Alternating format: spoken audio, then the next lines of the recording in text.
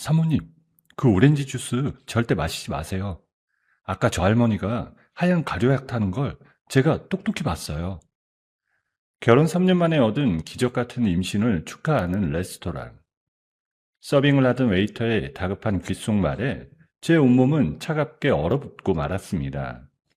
덜덜 떨리는 손으로 잔을 만지작거리던 찰나 평소에도 제 것이라면 탐을 내던 임신한 시누이가 제 잔을 빼앗아 벌컥벌컥 들이켰습니다.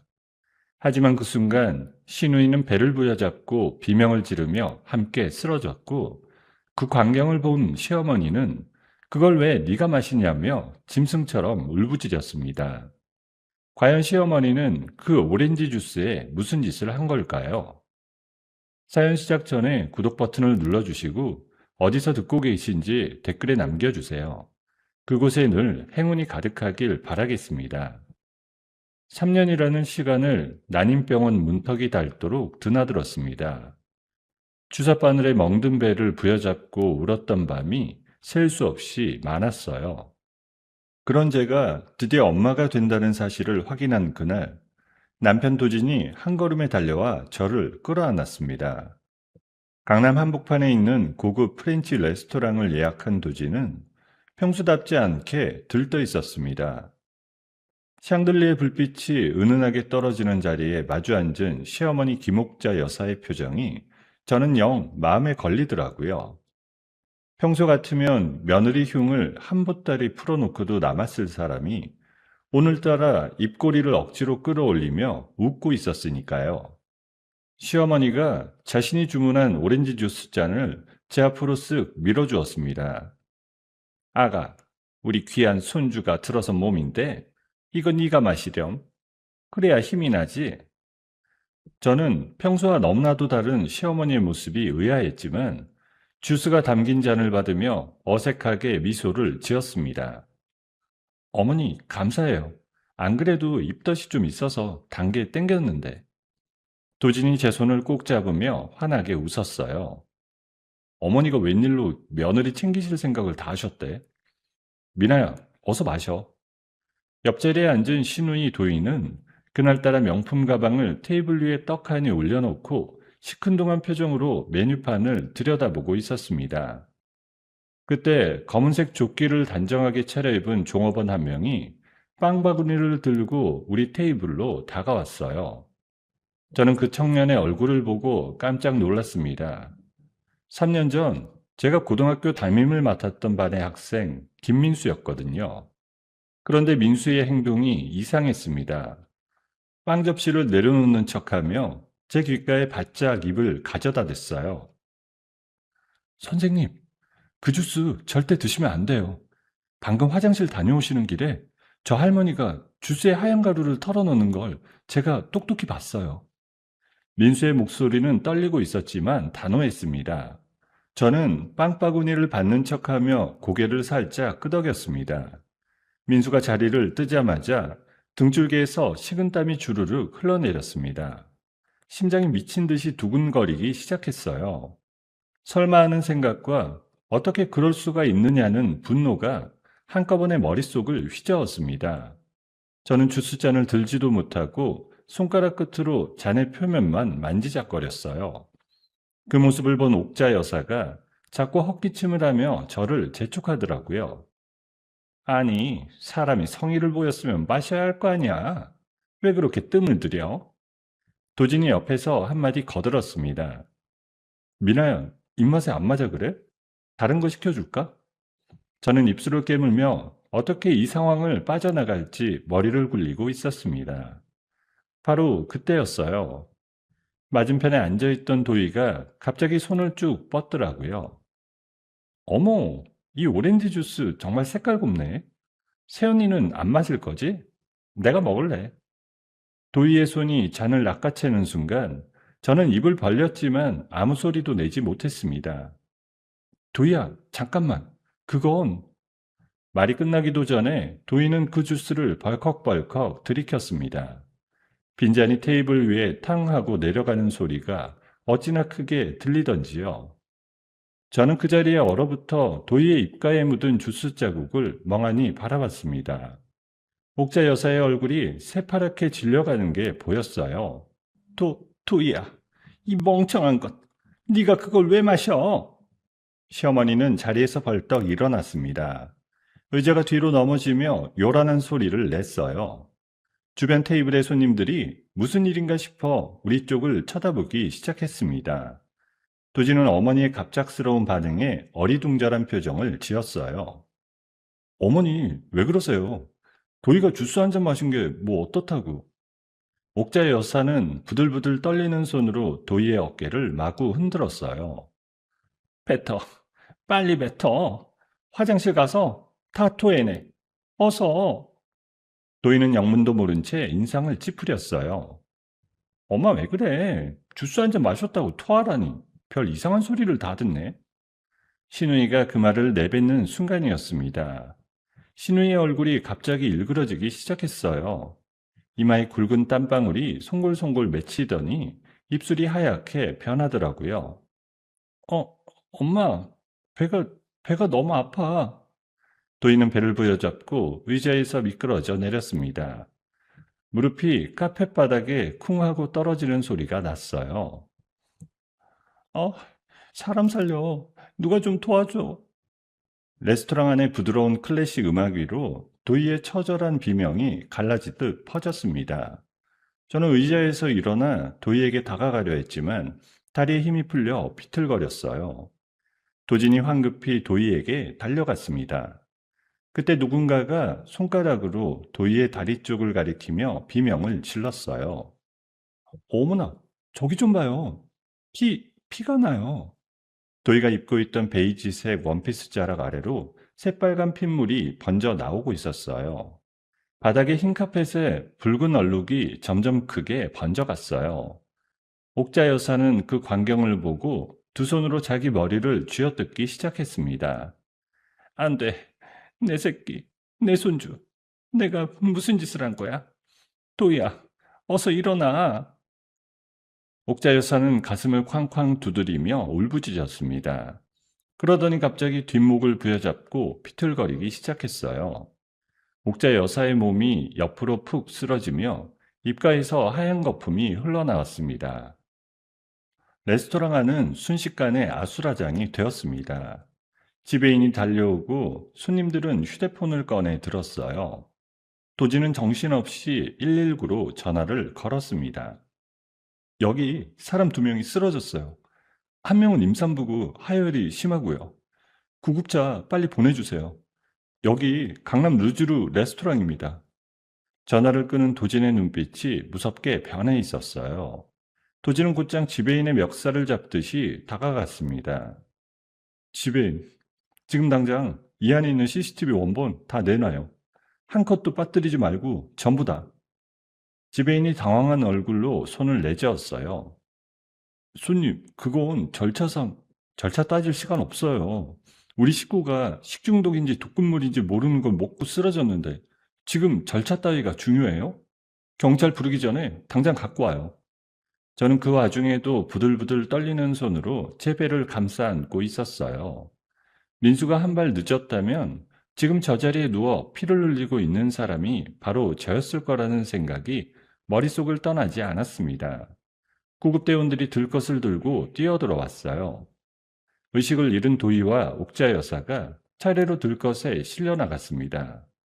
사이렌 소리가 멀어지는 동안 저는 그 자리에 주저앉아 흐느꼈어요. 도진이 다가와 제 어깨를 단단히 감싸 안았습니다. 미나야, 정신 차려야 돼. 뱃속의 아기도 생각해야지. 저는 도진의 손을 꼭 잡고 고개를 끄덕였습니다. 지배인이 떨리는 손으로 우리를 보안실 쪽으로 안내했어요. 출동한 경찰관 2명도 우리 뒤를 따라왔습니다. 보안실 문이 천천히 열렸고 모니터 화면에는 방금 전 우리가 앉아있던 테이블이 비춰지고 있었습니다. 도진이 마른 침을 삼키며 재생 버튼을 눌러달라고 요청했어요. 보안실의 좁은 공간에 무거운 침묵이 내려앉았습니다. 지배인이 마우스를 클릭하자 모니터 화면이 우리 테이블을 비추기 시작했어요. 경찰관 2명이 제 양옆에서 화면을 뚫어져라 응시했습니다. 영상 속의 저는 입덧 때문에 잠시 화장실에 가려고 자리를 비우고 있었습니다. 그 순간 옥자 여사가 주위를 두리번거리더라고요. 시어머니의 손이 핸드백 안으로 쑥 들어갔다 나왔습니다. 손가락 사이에 작은 약봉지가 꼭 쥐어 있었어요. 시어머니는 그 약봉지를 찢어 제가 마시려던 오렌지 주스 잔에 가루를 솔솔 털어 넣었습니다. 그러고는 티스푼으로 휘휘 저은 뒤 아무 일 없었다는 듯 다시 핸드백 잠금쇠를 채웠습니다. 화면을 보던 도진의 다리가 풀렸어요. 도진은 보안실 의자에 털썩 주저앉으며 두 손으로 얼굴을 감쌌습니다. 어머니가, 우리 어머니가 어떻게 이럴 수가 있어? 이건 거짓말이야. 미나야, 이거 거짓말이지? 저는 도진의 어깨를 붙잡고 흐느낌을 참았습니다. 민수의 그 한마디가 없었다면 지금쯤 저 자리에 누워 피를 쏟고 있었을 게 분명했으니까요. 경찰관이 영상을 복사해 가도 되겠느냐고 정중하게 물었습니다. 도진은 고개를 끄덕이며 떨리는 목소리로 부탁했습니다. 한 컷도 빠짐없이 다 챙겨가세요. 우리 어머니 살인미수로 입건해 주시고요. 저와 도진은 곧장 도희가 실려간 대학병원 응급실로 차를 몰았습니다. 응급실 복도의 형광등 불빛이 유난히 차갑게 느껴지더라고요. 한참을 기다린 끝에 수술 가운을 입은 산부인과 의사가 마스크를 내리며 우리에게 다가왔습니다. 환자분 보호자 되십니까? 임신 초기였는데 안타깝게도 자궁수축이 너무 심해서 아이는 지키지 못했습니다. 사모부는 의식을 회복하셨고요. 그런데 약 성분이 자궁을 강제로 짜내는 종류라 거의 치사량에 가까웠습니다. 도진의 얼굴이 사색이 되었어요. 저는 두 손으로 입을 틀어막고 흐느꼈습니다. 의사는 옥자 여사 역시 충격으로 일시적인 혈압 상승을 일으켜 옆 병실에 안정 중이라고 알려주었어요. 도희의 병실 문을 열고 들어가자 도희는 창백한 얼굴로 천장만 바라보고 있었습니다. 저와 도진이 들어서는 인기척에 도희가 천천히 고개를 돌렸어요.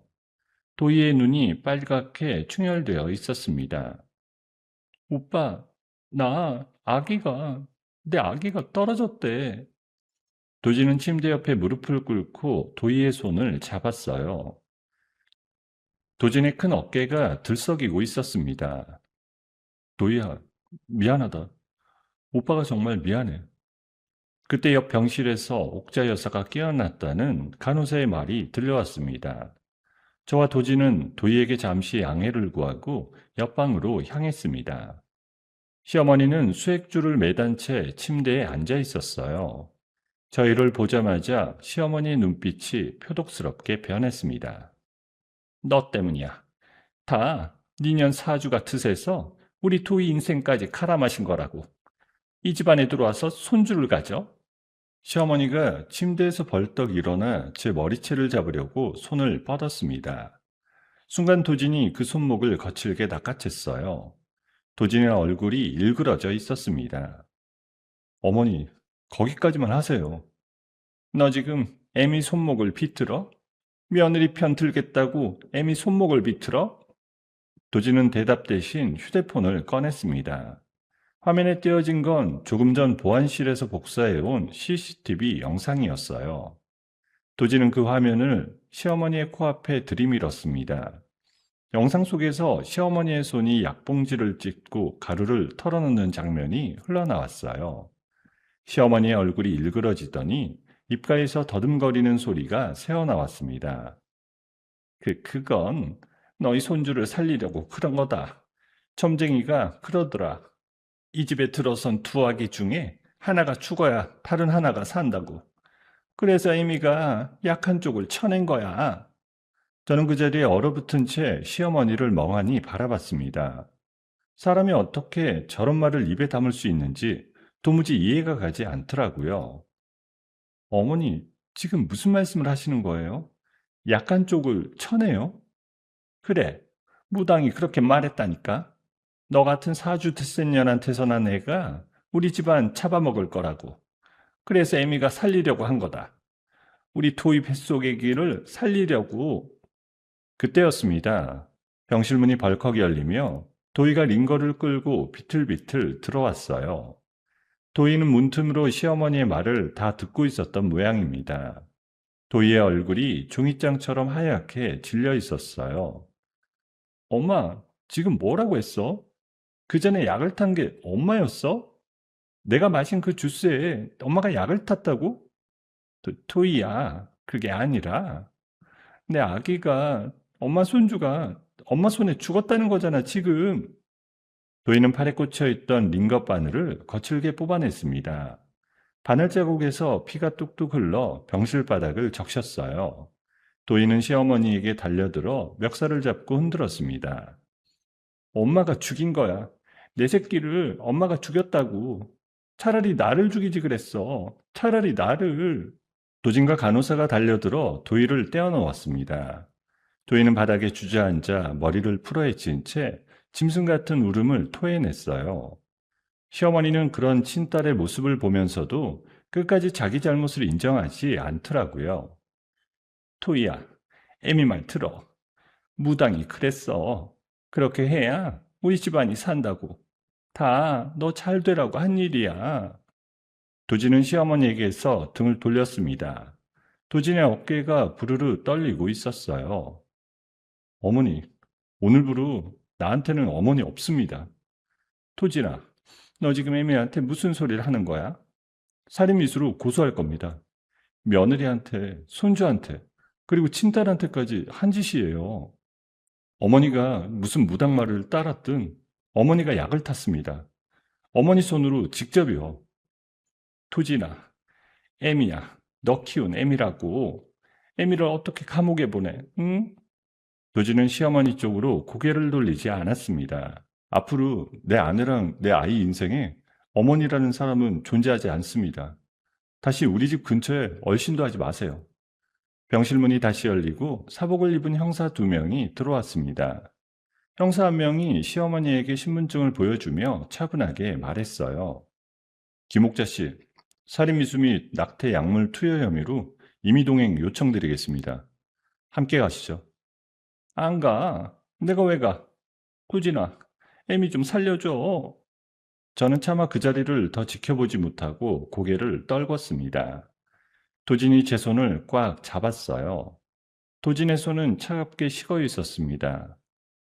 미나야, 나가자. 더 보고 있을 필요 없어. 도진은 떨고 있는 저를 단단히 품에 안고 병실을 나섰습니다. 복도를 걸어가는 동안 등 뒤에서 시어머니의 발악하는 비명이 계속 들려왔어요. 저는 도진의 가슴팍에 얼굴을 묻고 흐느꼈습니다. 도진은 제 등을 천천히 쓸어내리며 작게 속삭였어요. 미나야, 이제부터 우리 셋이야. 너랑 나랑 우리 봄이. 누구도 우리한테 손 못 대게 내가 다 막을 거야. 약속할게. 저는 도진의 셔츠 자락을 꽉 움켜쥐고 고개를 끄덕였습니다. 병원 자동문이 스르륵 열리고 차가운 새벽 공기가 얼굴에 닿았습니다. 멀리서 동이 트는 하늘이 핏빛처럼 붉게 물들고 있었어요. 시어머니와의 천륜을 끊은 지 한 달이 지났습니다. 저와 도진은 살던 아파트를 정리하고 외곽의 조용한 신축 빌라로 이사를 했습니다. 누구도 우리를 모르는 곳에서 새 출발을 하고 싶었거든요. 이삿짐을 풀고 처음 며칠은 마치 폭풍이 지나간 뒤의 고요함처럼 평온하게 느껴졌습니다. 도진은 출근 전 제 이마에 입을 맞추고 퇴근길에 제가 좋아하는 호떡을 사들고 들어왔습니다. 저는 부른 배를 쓰다듬으며 봄이의 태교 음악을 틀어두는 게 일과였어요. 그러나 그 평온은 오래가지 못했습니다. 어느 토요일 아침 신문을 가지러 현관문을 연 저는 그 자리에 얼어붙었습니다. 현관문 손잡이에 누렇게 변색된 부적이 매달려 있었어요.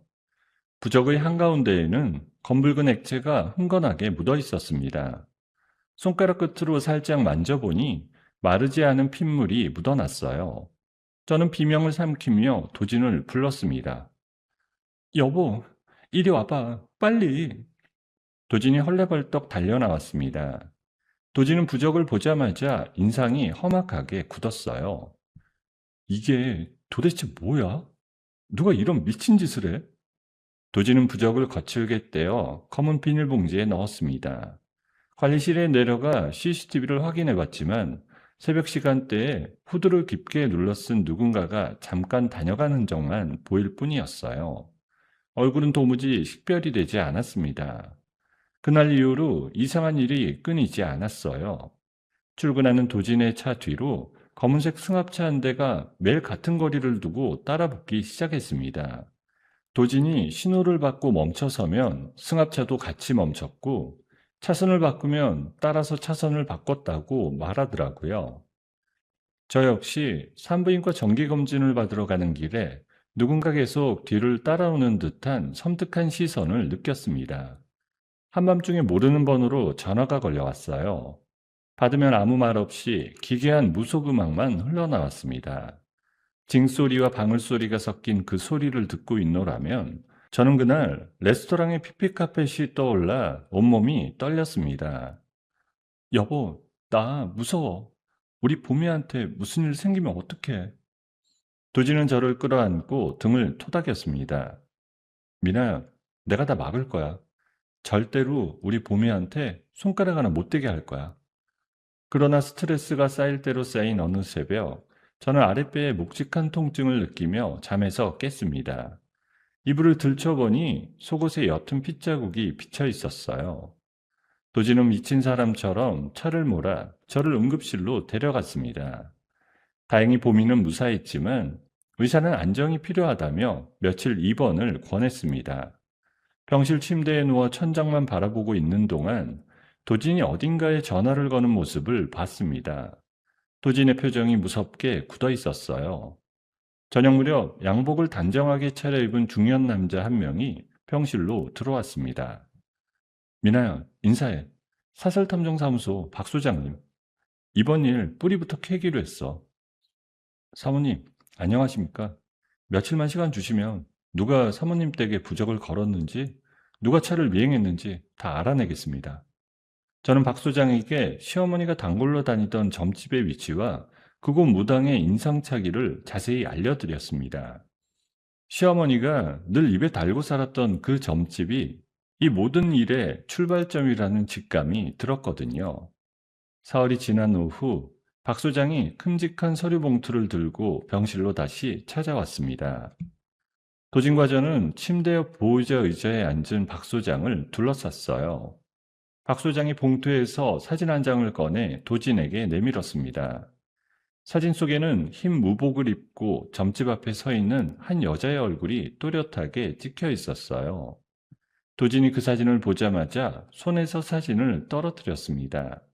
도진의 얼굴이 새파랗게 질리더라고요. 여보, 왜 그래? 아는 사람이야? 최지연이야. 미나야, 이 사람 최지연이라고. 4년 전에 우리 회사 다녔던 여자. 박 소장이 고개를 끄덕이며 말을 이었습니다. 본명은 최지연, 나이 40. 4년 전까지 도진 씨 회사 같은 부서에 근무했고, 도진 씨한테 병적으로 들이대다가 사내 징계위에 회부돼서 권고사직 처리된 인물입니다.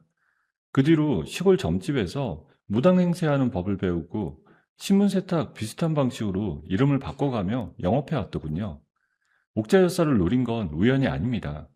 도진 씨 어머니 동호회 모임에 의도적으로 접근한 정황이 잡혔습니다.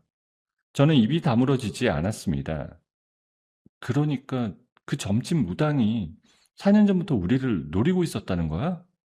시어머니한테 일부러 접근해서 그 망상극을 다 짜놨다는 거야? 미나야, 미안하다. 다 나 때문이야. 그때 그 여자가 그렇게 매달릴 때 더 단호하게 끊어냈어야 했는데 좋게 좋게 처리하려다가 도진은 자기 머리카락을 거칠게 쓸어 넘겼어요. 도진의 손이 부들부들 떨리고 있었습니다. 며칠 뒤 도진이 회사 점심시간에 사옥 앞에서 마주친 사람을 떠올리며 입을 열었습니다. 사옥 1층 로비를 나서던 도진의 앞에 한 여자가 우뚝 서 있었다고 말했어요. 선글라스를 낀 채 입꼬리를 올리고 웃던 그 여자가 바로 최지연이었습니다. 도진은 그날 저녁 집에 돌아와 식탁에 앉자마자 주먹으로 식탁을 쾅 내리쳤습니다. 그 여자가 나한테 뭐라고 한 줄 알아? 미나만 사라지면 그 자리는 자기 자리래. 자기가 진작 차지했어야 할 자리라고. 여보, 그게 무슨 말이야? 그뿐인 줄 알아? 자기가 어머니 돈을 잔뜩 쥐고 있고 어머니 약점도 다 알고 있다는 거야. 마음만 먹으면 심부름센터 시켜서 네 배를 갈라버릴 수도 있다고. 그렇게 말하고 웃으면서 가더라고. 저는 두 손으로 부른 배를 감싸 안았습니다. 온몸이 차갑게 식어갔어요. 여보, 경찰에 신고하자. 그런 말을 했으면 협박죄잖아. 도지는 무거운 한숨을 내쉬었습니다. 변호사한테 물어봤어. 그 여자가 일부러 증인 없는 자리에서 그렇게 떠벌린 거야. 녹음도 없고 옆에 들은 사람도 없고. 신고해봐야 무고로 역공당하기 좋다고 하더라고. 그럼 어머니는? 시어머니가 점집 얘기를 입에 올리면 되잖아. 시어머니가 무당이 시킨 일이라고 자백하면 되잖아. 경찰 조사 들어갔는데 어머니가 점집의 점자도 입에 안 올리고 있대. 무당님이 시킨 일은 죽어도 못 밝힌다고. 그러면 자기까지 천벌받는다고 미친 사람처럼 굴고 있다는 거야. 결국 어머니 단독 범행으로 결론 날 가능성이 크대. 저는 침대에 누워 천장만 멍하니 바라봤습니다. 가만히 당하고만 있다가는 보미도 도진도 저까지 모두 잡아먹힐 게 분명했어요. 이를 악물고 일어나 앉았습니다. 부른 배에 손을 얹고 깊게 숨을 들이쉬었어요. 여보, 나 더는 안 떨 거야. 우리 봄이 지키려면 내가 먼저 움직여야 돼. 그 여자 우리가 잡자. 도진이 제 손을 꼭 잡았습니다. 어떻게? 저는 잠시 생각에 잠겼습니다. 법의 그물망이 너무 헐거워서 그 헐거운 틈을 메워줄 누군가의 손이 필요했습니다. 디지털 발자국을 파헤칠 수 있는 사람. 머릿속에 떠오르는 얼굴이 하나 있었습니다. 바로 그 레스토랑에서 제 목숨을 구해준 제자 김민수였어요. 민수가 명문대 컴퓨터공학과에 수석으로 입학해서 정보보안 동아리에서 활동하고 있다는 소식을 동창회 단체방을 통해 어렴풋이 들었던 기억이 났습니다. 마침 그날 오후 휴대폰 진동이 울렸습니다. 화면에는 김민수라는 이름이 떠 있었어요. 선생님, 김민수입니다. 별일 없으신가 해서 연락드렸어요. 그날 일 이후로 마음이 계속 무거워서요. 저는 떨리는 목소리로 민수에게 답했습니다. 민수야, 잘 지내고 있었니? 사실은 선생님이 너한테 부탁할 게 하나 있어. 지금 시간 괜찮으면 내일이라도 한번 와줄 수 있겠어? 선생님, 무슨 일이세요? 목소리가 안 좋으세요. 내일 오전 강의 끝나자마자 바로 갈게요. 어느 병원이세요? 전화를 끊고 저는 도진을 올려다봤습니다. 도진의 눈빛이 굳건해져 있었어요. 그래, 그 친구라면 도와줄 거야. 우리 이번엔 가만히 안 당해. 저는 휴대폰을 가슴에 꼭 끌어안고 천천히 눈을 감았습니다. 창밖으로 가로등 불빛 하나가 길게 흔들리고 있었어요. 다음날 정오 무렵 병실 문을 두드리는 소리가 들렸습니다. 문이 살짝 열리고 후드 점퍼에 백팩을 맨 민수가 조심스럽게 고개를 들이밀었습니다. 3년 전 교실에서 보던 앳된 얼굴은 어디 가고 어엿한 청년의 모습으로 서 있더라고요. 민수는 침대에 누워있는 저를 보자 눈시울부터 붉어졌습니다. 선생님, 얼굴이 너무 야위셨어요. 그날 이후로 계속 마음 졸이고 살았는데 진짜 큰일 날 뻔하신 거잖아요. 저는 침대에 몸을 일으켜 앉으며 민수에게 자리를 권했습니다. 민수야, 너 아니었으면 선생님 지금 이 자리에 없었을 거야. 그건 평생 잊지 않을 거야. 도진이 옆에서 민수에게 정중하게 고개를 숙였습니다. 민수 학생, 처음 뵙는데 이렇게 인사가 늦었어요. 우리 미나랑 봄이 살려줘서 정말 고맙습니다. 내가 평생 갚을게요. 아, 그러지 마세요. 그날 제가 본 걸 못 본 척 했으면 사람도 아니죠. 저는 어렵게 입을 떼고 그동안 있었던 일들을 차근차근 풀어놓았어요. 현관문에 걸린 핏빛 부적, 한밤중에 무속음악 전화, 미행하던 검은 승합차, 그리고 가짜 무당 최지연의 정체와 4년 전 도진을 향한 병적인 집착까지요.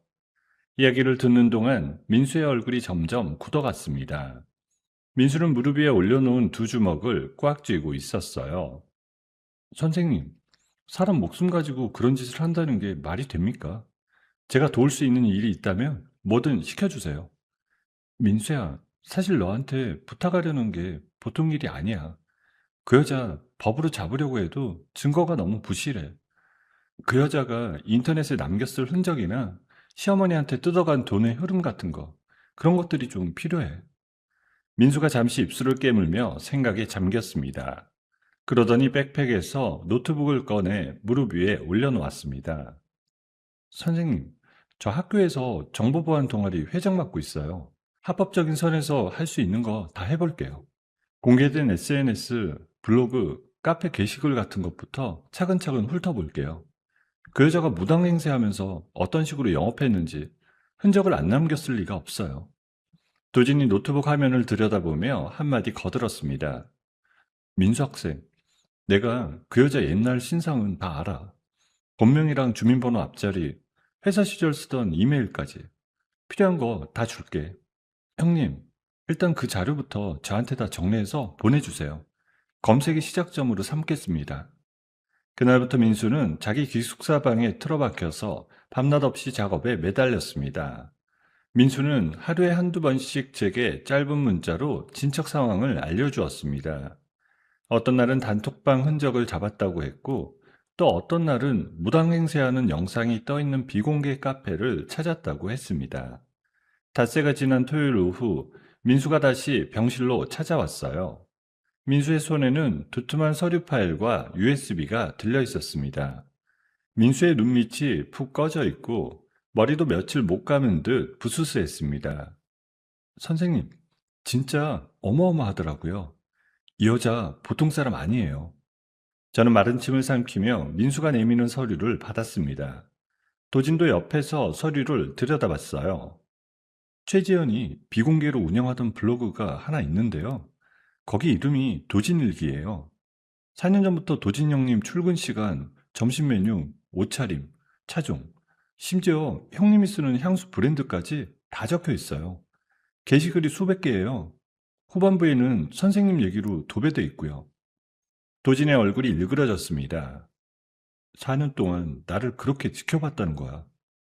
더 심각한 게 있어요. 작년 가을부터 글의 내용이 확 바뀌었어요.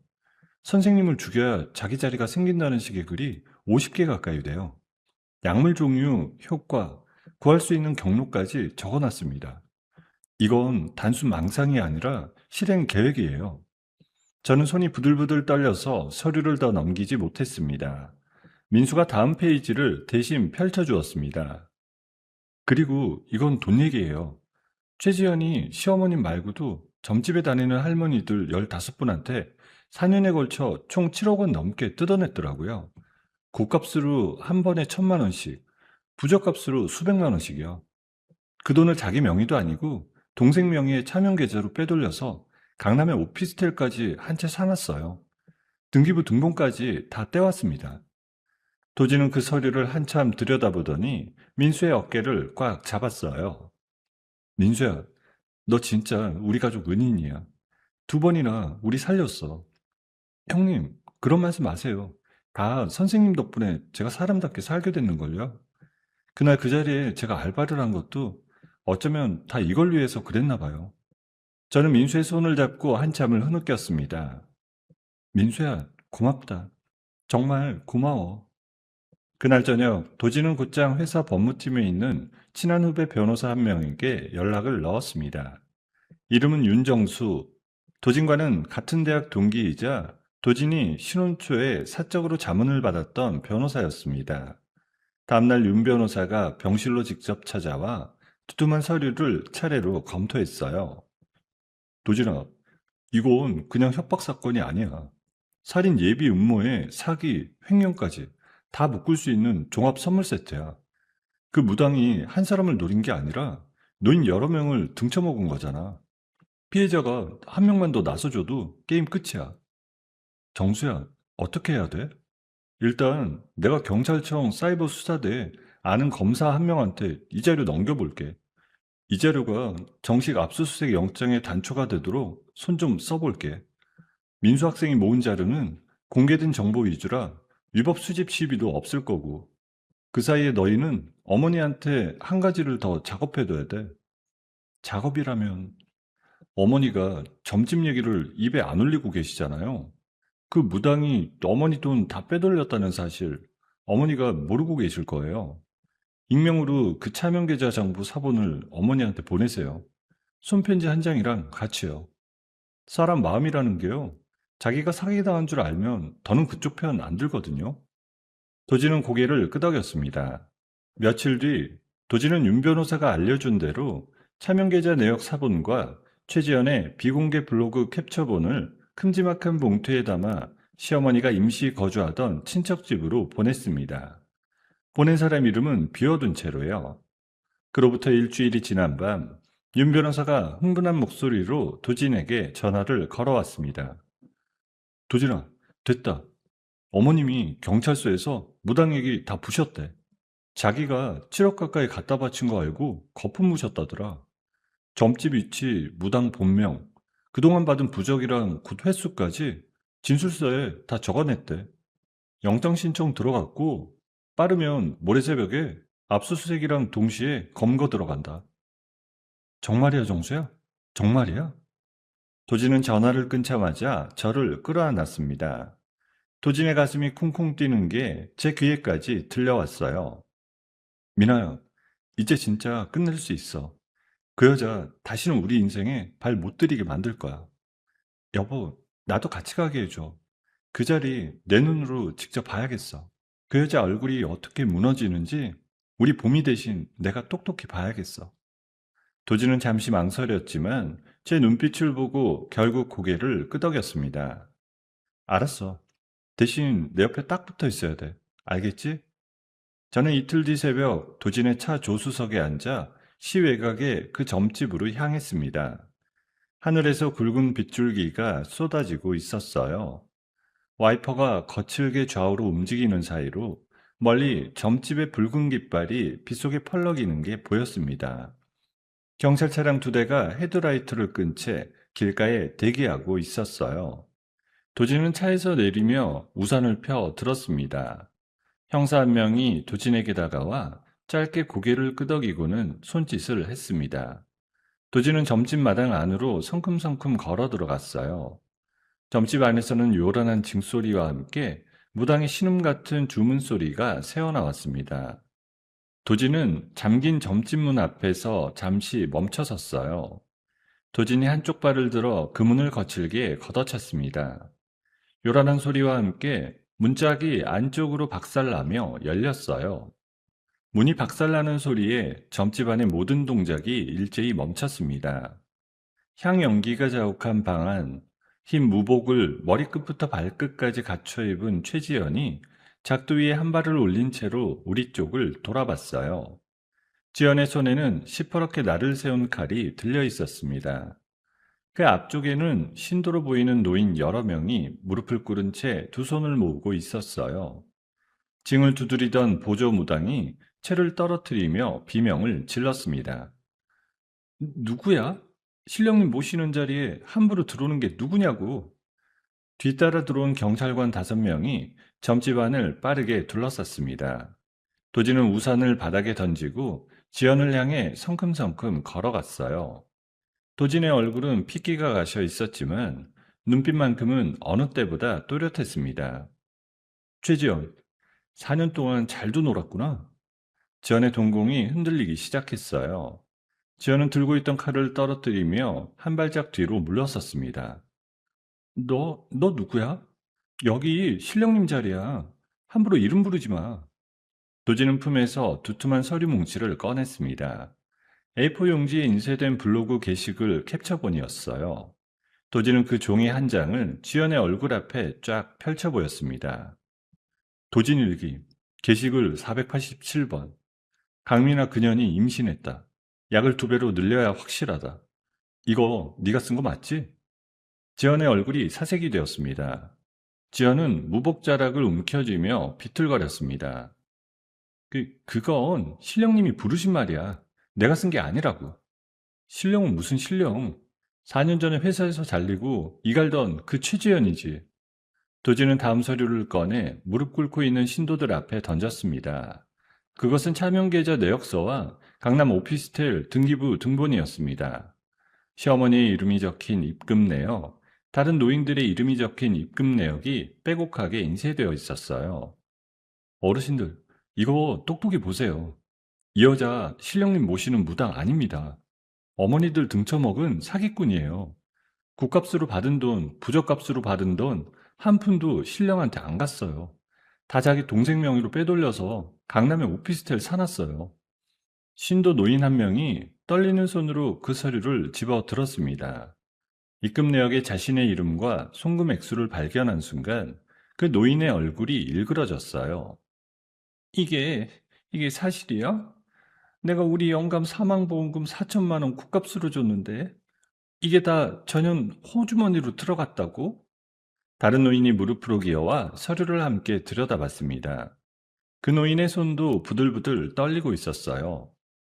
나도, 나도 우리 아들 결혼하라고 모아둔 돈 다 갖다 바쳤어.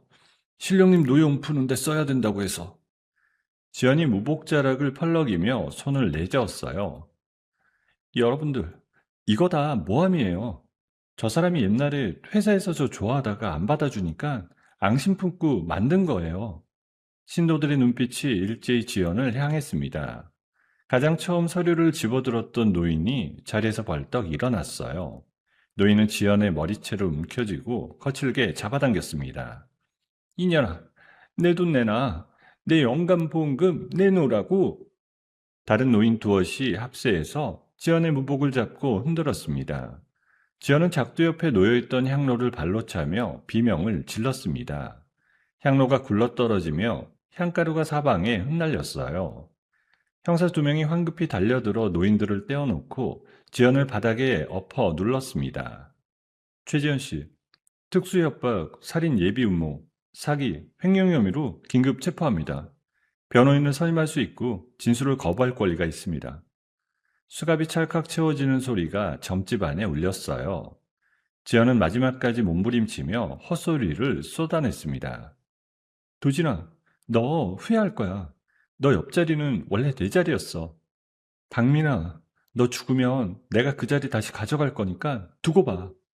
저는 도진의 등 뒤에 서서 그 광경을 똑똑히 지켜봤습니다. 이상하게도 무섭다는 마음보다는 속이 시원해서 다리가 풀릴 것 같은 기분이 들었습니다. 도진은 끌려나가는 지연을 향해 단 한마디만 던졌어요. 다시는 내 아내, 내 딸 이름 입에 올리지 마. 지연이 형사들에게 끌려 점집 마당을 가로질러 나갔습니다. 빗줄기가 지연의 얼굴 위로 무참하게 쏟아져 내렸어요. 그 모습을 끝으로 저와 도진의 긴 악몽 한 장이 막을 내렸습니다. 2달 뒤 열린 1심 선고 공판에서 재판부는 최지연에게 징역 7년의 중형을 선고했습니다. 민수가 모아둔 블로그 게시글과 윤 변호사가 정리한 금융자료가 결정적인 증거로 채택됐어요. 시어머니는 며느리에게 약을 먹이려 한 죄로 기소되었지만 자신이 무당에게 조종당했다는 점과 고령이라는 사정이 첨작되어 집행유예를 선고받았습니다. 하지만 시어머니는 평생 모아둔 7억이 넘는 재산을 모조리 잃은 데다 동네 사람들의 손가락질을 받으며 친척집을 떠돌다 외딴 시골 요양원으로 들어갔습니다. 도지는 끝내 시어머니를 단 한 번도 면회하지 않았습니다. 선고 공판이 끝난 그날 저녁, 저와 도지는 외곽 빌라의 거실 소파에 나란히 앉아 차 한 잔을 나눠 마셨습니다. 도진이 제 부른 배에 손을 올리고 가만히 보미의 태동을 느꼈습니다. 미나야, 우리 보미가 발로 찬다. 아빠 목소리 알아듣는가 봐. 아침부터 계속 발길질이야. 미나야, 그동안 진짜 미안하고 고마웠어. 너 아니었으면 나 그 인간들한테 또 휘둘렸을 거야. 여보가 먼저 등 돌려줬으니까 내가 버틸 수 있었던 거야. 우리 둘이라서 가능했던 거야. 저는 도진의 어깨에 머리를 기대고 눈을 감았습니다. 오랜만에 느껴보는 진짜 평온이었어요. 그로부터 석 달이 지난 따뜻한 봄날 아침, 저는 분마실 침대에 누워 마지막 힘을 쥐어짜고 있었습니다. 이마에서 굵은 땀방울이 흘러내렸어요. 간호사가 제 손을 잡고 호흡을 같이 맞춰주었습니다. 사모님, 조금만 더요. 머리 보여요. 거의 다 나왔어요. 도진은 분만실 안에서 제 다른 손을 꼭 잡고 있었습니다. 도진의 손이 제 손보다 더 떨리더라고요. 민아야, 잘하고 있어. 진짜 잘하고 있어. 조금만 더 힘내. 마지막 큰 호흡과 함께 우렁찬 울음소리가 분만실 안에 가득 퍼졌습니다. 간호사가 새빨갛게 상규된 작은 아기를 제 가슴 위에 올려주었어요. 작고 따뜻한 보미의 무게가 가슴팍에 처음으로 닿는 순간 저는 참았던 눈물을 다 쏟아냈습니다. 보미야, 엄마야, 엄마야, 우리 보미.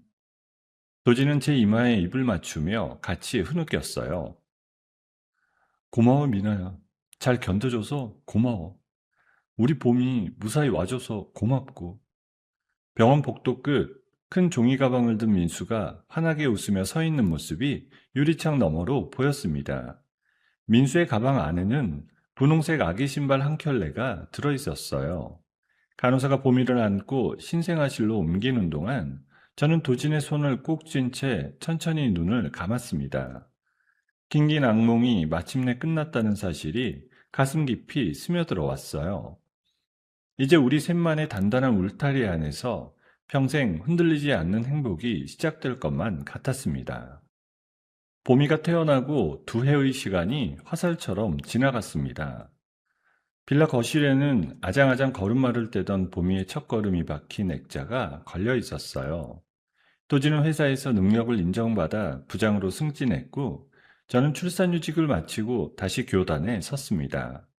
주말마다 민수가 우리 집에 들러 보미를 무동 태우고 동네 한 바퀴를 도는 게 일상이 되었습니다.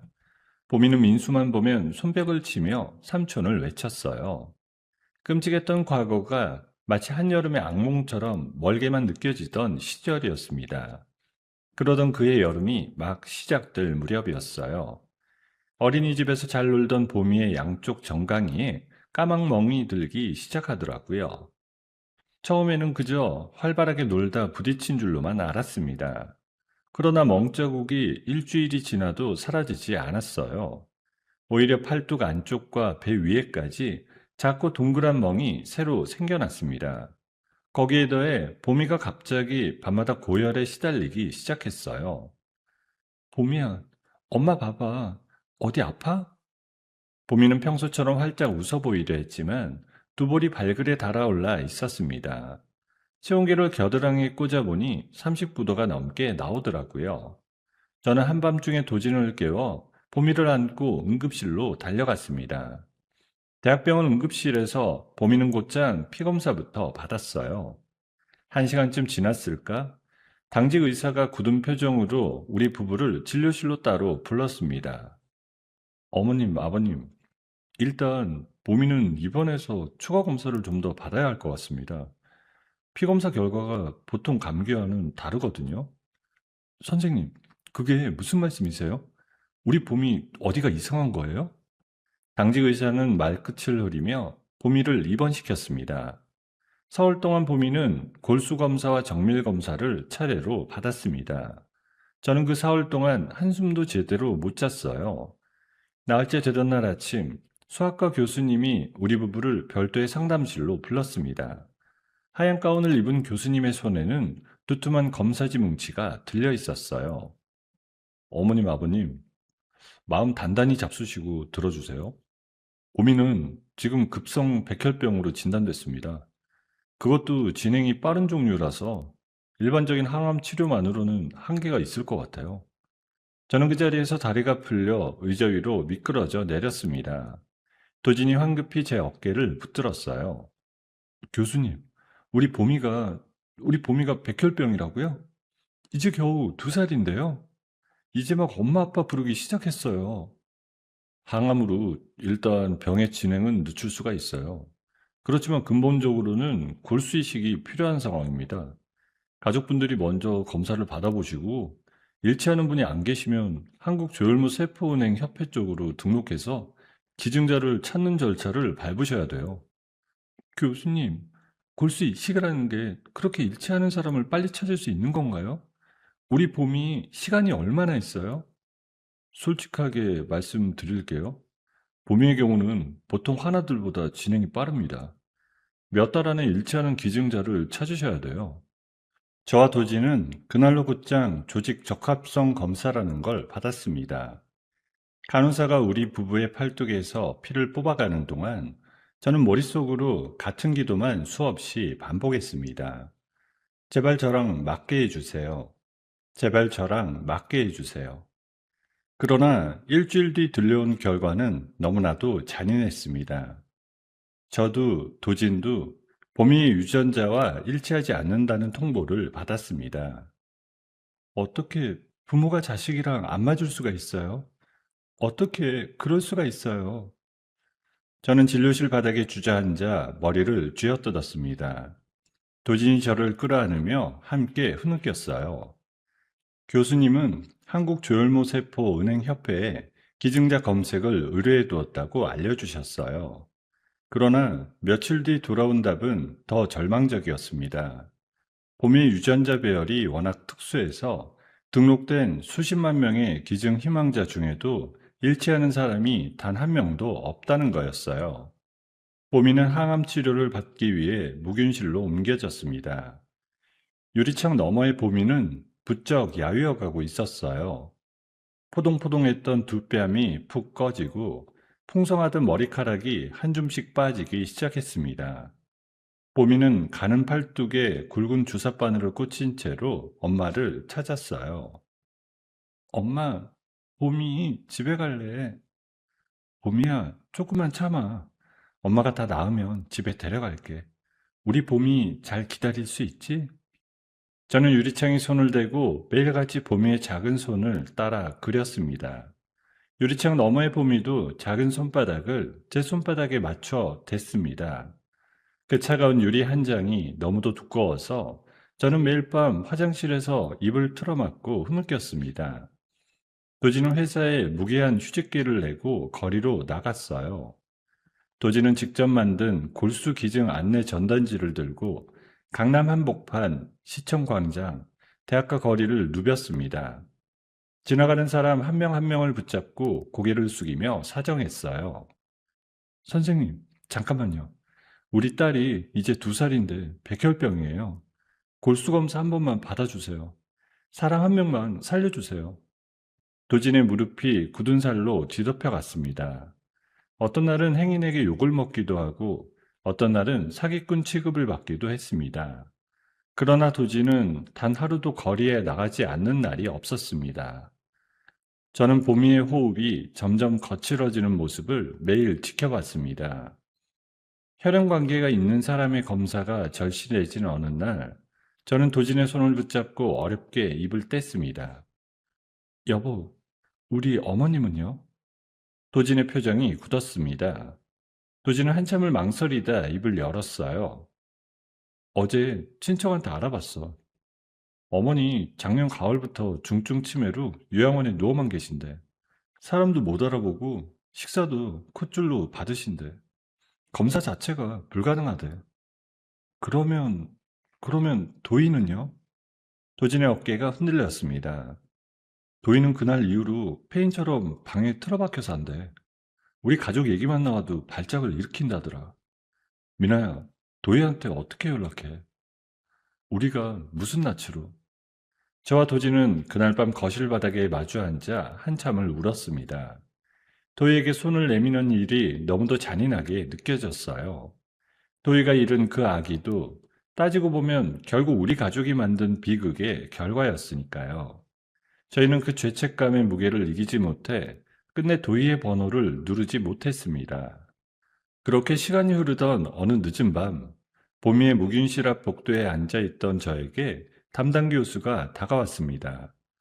교수님의 얼굴이 평소보다 더 어두웠어요. 어머님, 보미가 오늘 새벽에 폐렴이 겹쳤습니다.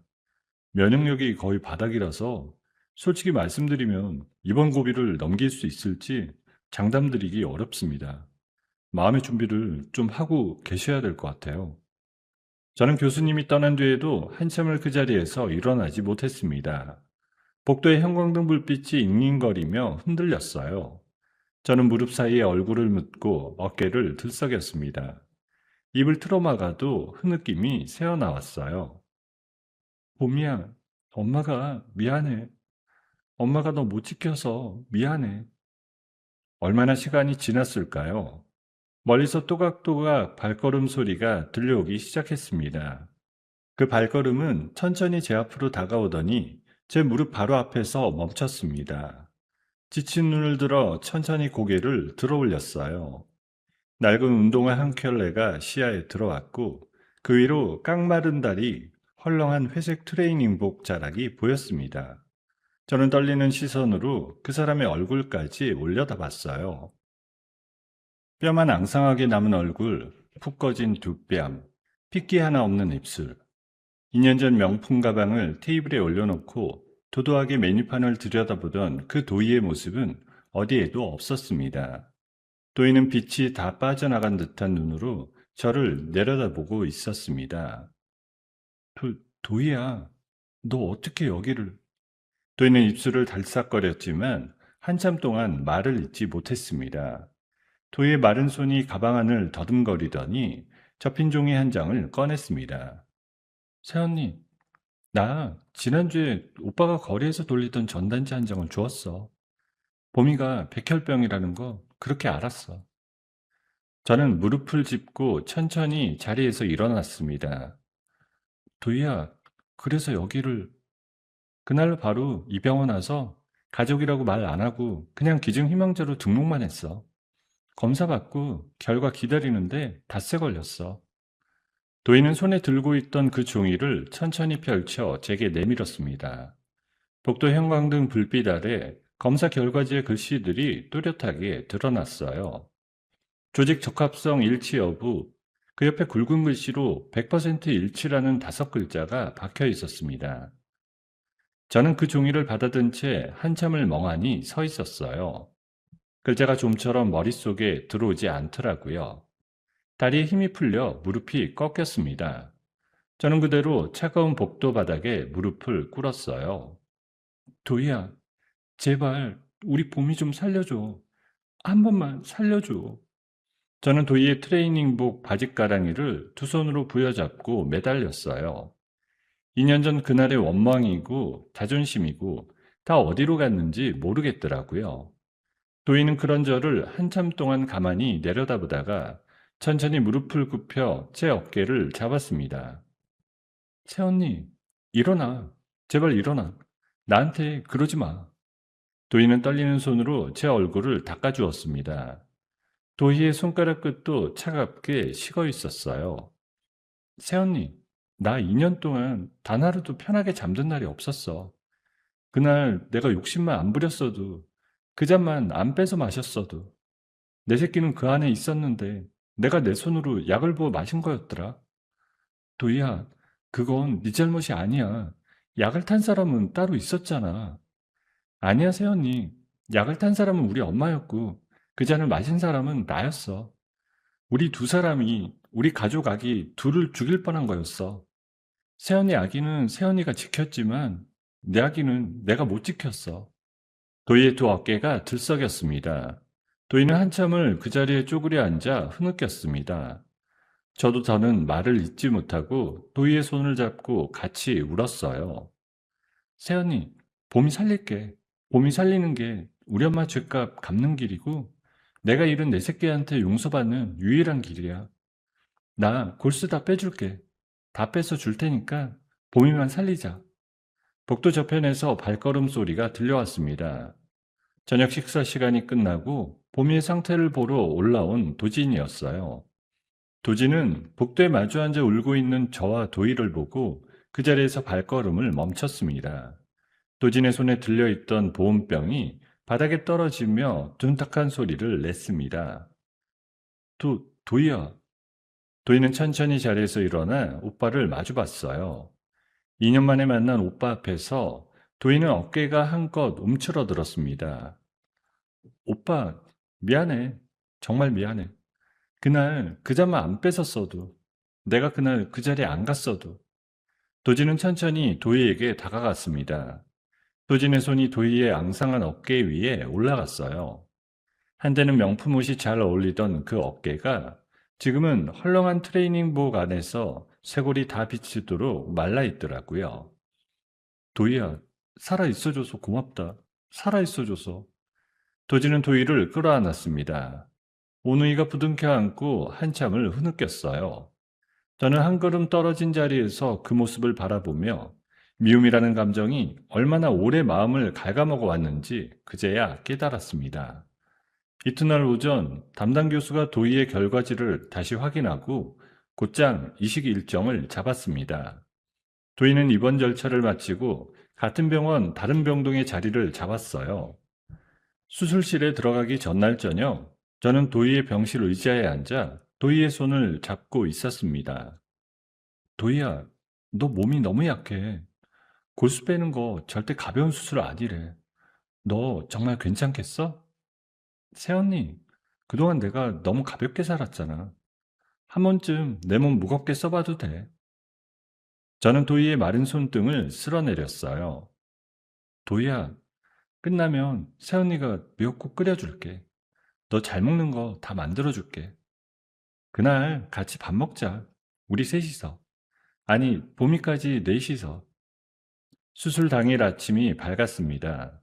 도희가 휠체어에 실려 수술실 입구를 통과하는 모습을 도진과 저는 두 손을 모으고 지켜봤습니다.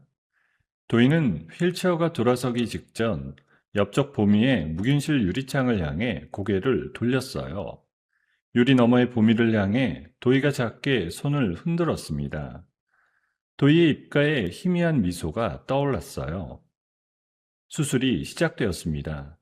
긴 바늘이 도희의 골반뼈에 들어가고 도희의 몸속에서 붉고 진한 골수가 천천히 채워졌습니다. 같은 시각 옆 수술실에서는 보미가 마지막 항암 처치를 마치고 이식을 받을 준비를 하고 있었어요. 도희의 몸에서 빠져나온 그 붉은 액체가 가느다란 관을 타고 보미의 작은 가슴팍 카테터로 천천히 흘러가기 시작했습니다. 수술실 밖 의자에 앉은 저와 도지는 두 손을 깍지 낀 채 머리를 맞대고 있었어요. 저는 눈을 감고 한 가지만 빌었습니다. 2년 전 레스토랑에서 잃었던 한 생명의 자리를 오늘 이 자리에서 다른 생명의 살아남음으로 메워달라고요. 맹신과 욕심이 빚어낸 비극이 핏줄이라는 이름의 처절한 희생으로 덮이는 그 순간을 끝내 보게 해달라고요. 얼마나 시간이 흘렀을까요? 수술실 문이 천천히 열리고 마스크를 내린 교수님이 우리 앞으로 걸어왔습니다. 교수님의 두 눈가에 깊은 주름이 잡혀 있었어요. 어머님, 아버님, 두 분 다 잘 끝났습니다. 도희 씨도 무사히 회복실로 옮겼고 보미도 골수가 잘 들어갔어요. 이제 보미 몸이 새 골수를 잘 받아들이는지 지켜봐야 합니다만 일단 큰 고비 하나는 넘겼습니다. 도지는 그 자리에서 두 다리가 풀려 의자에 털썩 주저앉았어요. 저는 두 손으로 얼굴을 감싸고 어깨를 들썩였습니다. 감사합니다, 교수님. 정말 감사합니다. 도지는 자리에서 일어나 저를 와락 끌어안았어요. 도진의 가슴팍에서 쿵쿵 뛰는 심장박동이 제 귀에 또렷이 들렸습니다. 미나야, 우리 보미가 살았어. 우리 보미가 살았어.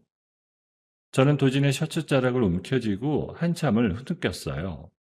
복도 끝 창문 너머로 환한 햇살이 길게 들어왔습니다. 그 빛이 마치 우리 가족의 오랜 어둠을 천천히 닦아내주는 것처럼 느껴졌어요.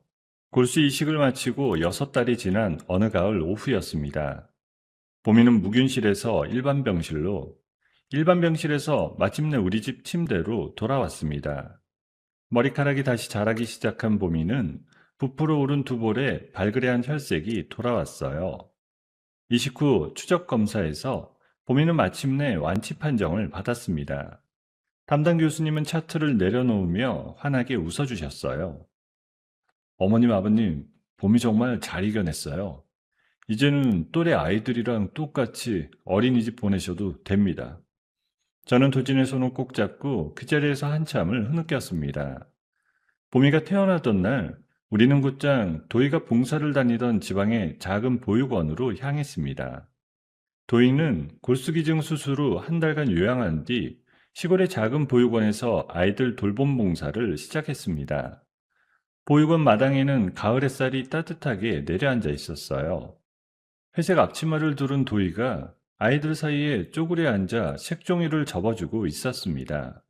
멀리서 우리 차가 들어오는 모습을 발견한 도희가 천천히 자리에서 일어났습니다. 새언니, 오빠, 오느라 고생했어. 저는 차에서 보미를 안아 내렸어요. 보미는 처음 보는 도희의 얼굴을 빤히 들여다보더니 작은 손을 뻗어 도희의 뺨을 톡톡 쳤습니다. 이쁜 아줌마.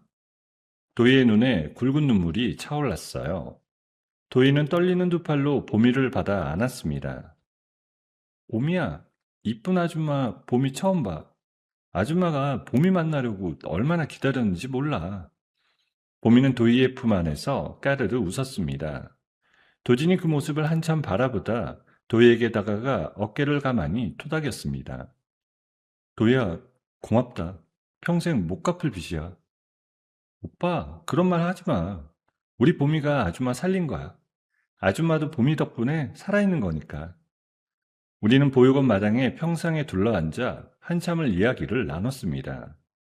도희는 지방 소도시의 작은 원룸을 얻어 혼자 지내며 보육원과 동네 노인정을 오가는 봉사로 하루하루를 채우고 있다고 했습니다. 화려한 옷도 명품 가방도 다 정리하고 그 돈은 보육원에 기부했다고 하더라고요.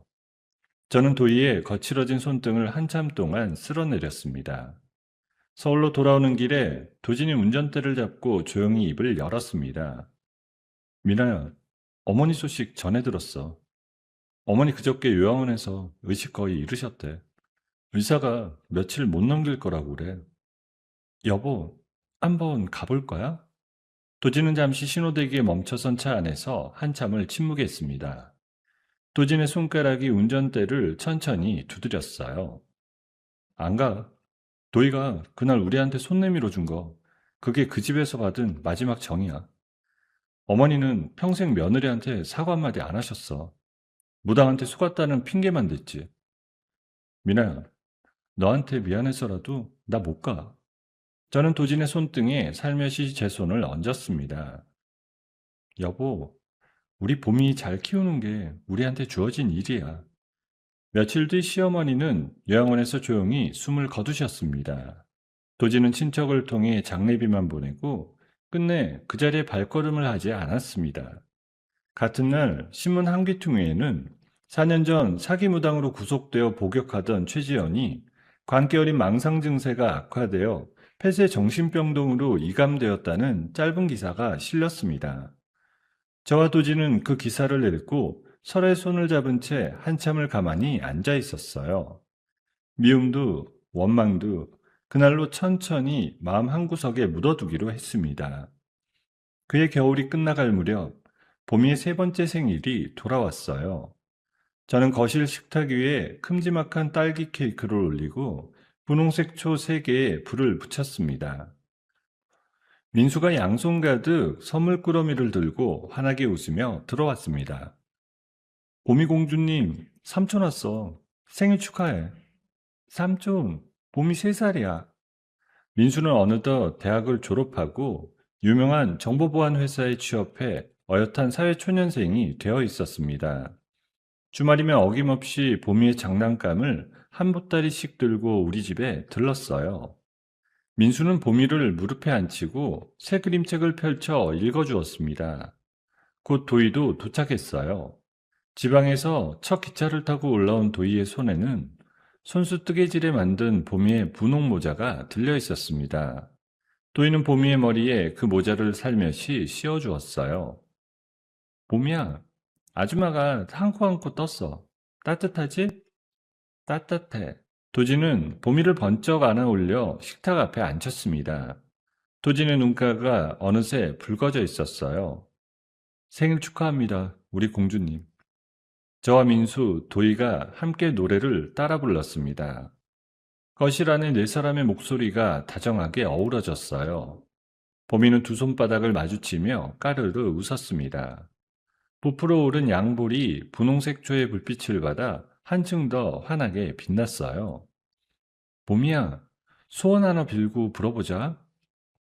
봄이는 두 손을 꼭 모으고 동그란 눈을 감았습니다. 그러더니 작은 입을 동그랗게 모아 후 하고 촛불을 불어 껐습니다. 케이크 위로 가느다란 연기가 피어올랐어요. 봄이야, 무슨 소원 빌었어? 엄마, 아빠, 삼촌, 아줌마 다 같이 매일매일 만나게 해달라고. 저는 그만 두 손으로 입을 틀어막고 흐느꼈습니다. 도진이 제 어깨를 끌어안고 등을 토닥였어요. 민수도 도희도 눈가가 붉어진 채 환하게 웃고 있었습니다. 저녁 식사를 마치고 다 같이 거실 소파에 모여 앉았어요. 도진이 따뜻한 차 한 잔을 제 손에 쥐어주었습니다. 저는 도진의 어깨에 머리를 살며시 기댔어요. 민수가 보미를 무릎에 앉히고 그림책을 펼쳤고 도희는 그 옆에 앉아 보미의 작은 손을 잡아주었습니다. 여보, 우리 진짜 멀리 왔다. 그러게, 보미 전에 약 타던 그 자리에서 시작해서 여기까지. 핏줄이라는 게 사람 인생을 무너뜨리기도 하지만 다시 일으켜 세우기도 하더라. 그게 도희였어, 미나야. 우리한테 핏줄 노릇 제대로 해준 게 도희였어. 저는 거실 풍경을 천천히 둘러봤습니다. 한때 끔찍한 사리로 가득했던 식탁에서 함께 식사할 줄 알았던 사람들은 이 자리에 없었습니다. 대신 한 청년이 우리 가족 곁을 든든하게 지키고 있었고, 한때 등 돌렸던 핏줄이 우리 딸의 손을 잡고 환하게 웃고 있었습니다. 유리창 너머로 도시의 가로등 불빛들이 길게 늘어서 있었고, 그 위로 환한 보름달 하나가 둥실 떠 있었어요. 저는 도진의 손을 꼭 잡고 천천히 눈을 감았습니다. 끔찍한 독배를 피해 살아남은 자리에서 우리 가족은 마침내 흔들리지 않는 단단한 봄을 맞이하고 있었습니다. 축하받아야 할 임신 자리에 스며든 한 잔의 독배가 한 가족의 인생을 송두리째 흔들어 놓았습니다. 맹신과 집착, 욕심이 빚어낸 비극은 끔찍했지만 그 어둠 속에서도 진실을 알려준 한 제자의 용기, 끝까지 아내 곁을 지킨 남편의 사랑, 그리고 자기 죗값을 핏줄로 갚아낸 한 시누이의 눈물이 있었기에 보미는 다시 활짝 웃을 수 있었습니다. 세상에 끊을 수 없는 인연은 없고 또다시 잊지 못할 끈도 없는 모양입니다. 우리가 누구의 손을 놓아야 하고 누구의 손을 다시 잡아야 하는지 그 답은 결국 진심에 달려 있었던 게 아닐까요? 오늘 밤 곁에 있는 가족의 손을 한 번쯤 꼭 잡아보시는 건 어떨까요? 그 따뜻한 온기가 어쩌면 우리가 평생 지켜야 할 가장 소중한 것일지도 모릅니다. 여러분, 오늘의 이야기를 어디서 듣고 계신가요? 구독 버튼을 눌러주시고 댓글에 남겨주시면 감사한 마음으로 인사드리겠습니다. 감사합니다.